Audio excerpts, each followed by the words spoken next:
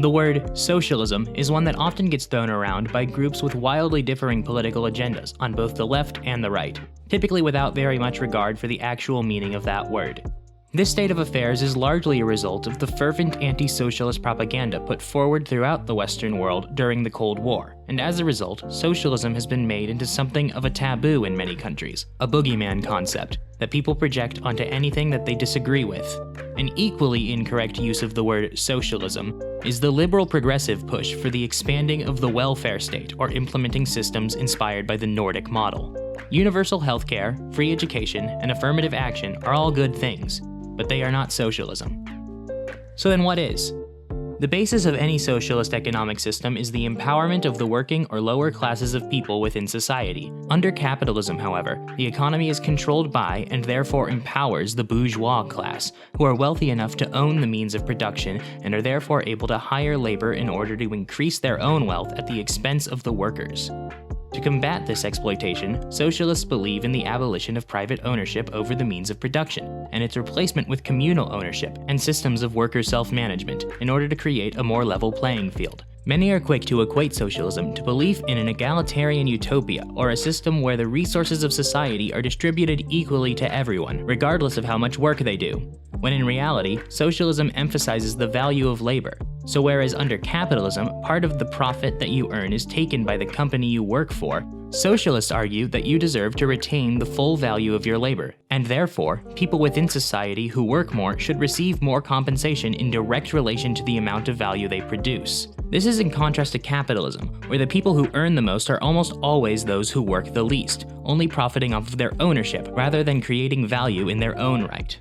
Central to any socialist economy is the concept that the working class does not need a capitalist to control their workplace in order to work productively, and would, on the contrary, work even more efficiently if the work environment were run democratically. In practice, a democratic workplace can, and historically has, taken whatever form the workers deem fit, from direct democratic decision-making to the institution of a democratically elected managerial staff, or any combination of factors in between. The point is that the people who put in the labor should get a direct say in how their workplace is run, their compensation levels, workload, and whatever other policy would be to their collective benefit, without the alienation that comes from the overreach of disconnected capitalist bosses and wage theft. The workers would be more fulfilled and work more effectively than they do in their often demoralized and disinterested state under capitalism.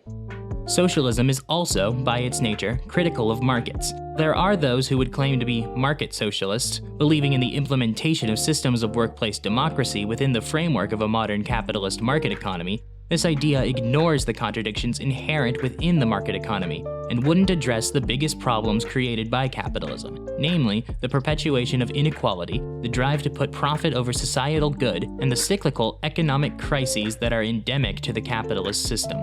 So rather than solely focusing on the implementation of democratic control in individual workplaces, socialism must seek to implement democratic control over the entire economy through a system of communal planning.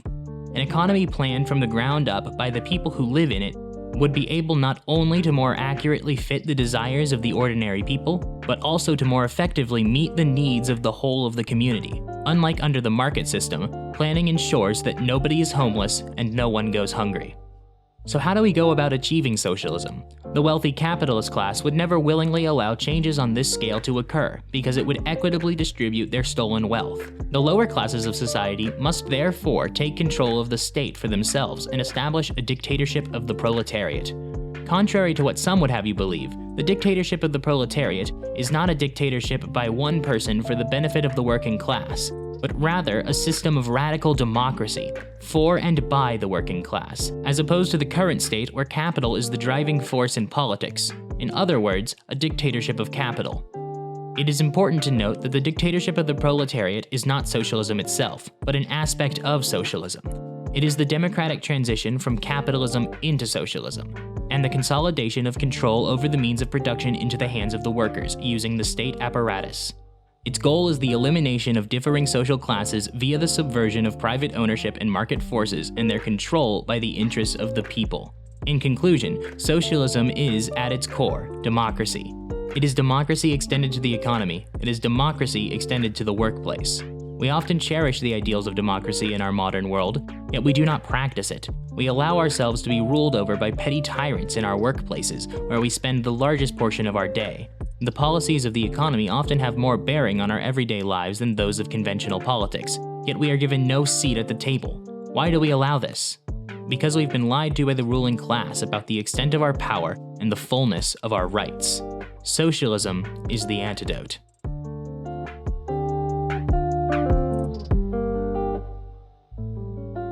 The Marxist Literature Collective is an organization which aims to educate as wide of an audience as possible on socialism, anti-imperialism, and progressive issues using a Marxist framework. We do this through a combination of online content, the links for which can be found in the description below, and through action in our local communities. If you enjoyed this video, be sure to leave a like and subscribe for similar content. You can also find us on Patreon, where we offer exclusive content for patrons who help support the MLC.